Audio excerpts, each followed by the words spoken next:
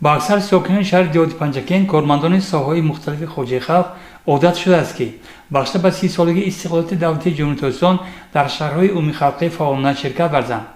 چنین متشکلی روز شنبه گذشته نیز احساس گردید. اشتراکداران حشر با جانبداری از دعوت رهبریت مقامات اجرایی حاکمیان دولت شهر جهت اشتراک فعالانه در این چاره‌بینی در تازه و آباد نمودن منطقه‌های مختلف شهر سهم گذاشتند. کارهای سازندگی آبادانی از جمله در نزد بنای مقامات اجرایی حاکمیان دولت شهر انشاءات جشنی مجمع شاه اسماعیل سامانی خوب ادامه داشت.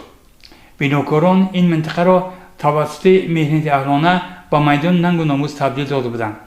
حشر آبادانی و تازگی در نزد بنای کاخ لایق نیز به خوبی احساس می‌گردید. کارمندان اداره تشکیلات‌هایی که در این بنا کار می‌کنند فعال بودند و شنبگی را چون یک رکن زندگی قبول داشته بودند.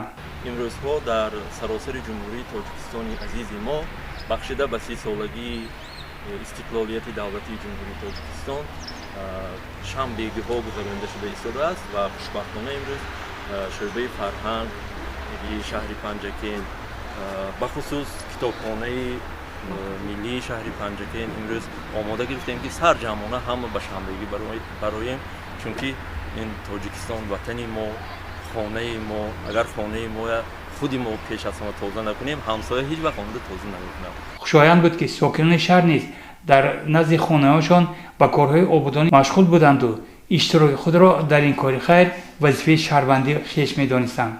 من همچون شهروند سهم خود را در آبادی این شهر می‌گذارم.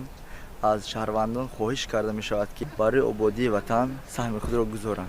چون مراتبه دیگر اهل معارف در شنبگی شرکتی نسبتاً فعال داشتند و این گفتار مصاحبه ما میتواند دلیل باشد. امروز شنبگی اعلام کرده شده است، بنابر همین هم آموزگاران مؤسسه تحصیلات میانه رقم 15 برای آبادی گرد و اطراف مکتب و کار مشغول هستند.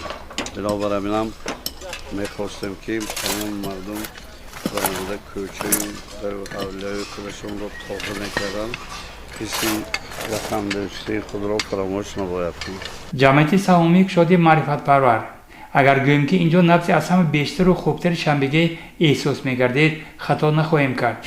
با جریان شنبگی معاون رکتور دانشکده آموزگاری تاجیکستان در شهر پنجکین نامزد علم‌های پداگوژی سراجزاده فاطمه راهبری میکرد. امروز سرتاسر پنجکین باستانی در تمام تشکیلات و کارخانه‌ها، مؤسسه‌های تعلیمی، گذرگاه‌ها، محله‌ها شنبگی اعلان کرده شده است و مردم سربلندانه بخشیده به جشن 30 سالگی استقلالیت دولتی جمهوری تاجیکستان روی به آبادکاری و سازندگی آوردند.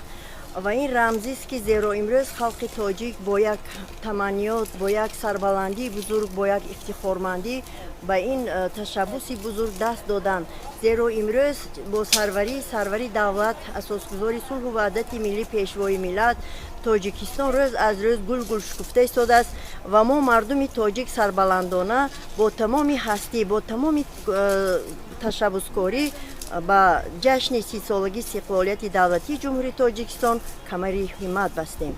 و در دانشکده آموزگاری تاجیکستان در شهر پنجکین امروز زیاده از 300 نفر استادان دانشجویان با کارهای سازندگی آبادکاری دست دادند و امروز در مرکز نوی تعلیمی معرفت پرور کارهای آبادکاری به راه مانده شده است که امروز استادان و دانشجویان به این کار بسیار با یک مسئولیت بلند دست دادند. در روز شنبگی برابری متشکلی در قسم منطقه‌های شهر بی‌طرفی احساس می‌گردید. متصدیان قسم مغازه و دکان‌ها در حشر آبادانی تازگی فعال نبودند. همزمان بودند حوله‌هایی که صاحبانشان در شنبگی عموماً شرکت نداشتند. البته شنبگی اختیاری است و ما کسی را عهده‌دار وظیفه‌دار ساخته نمی‌توانیم که در این چاره‌بینی حتماً فعالانه اشتراک نماید. تنها شعار کهنی دوران شوروی را که آن امروز هم ماهیت خویش را گم نکرده است یادآور میشیم، یعنی که شهر ما خانه ما.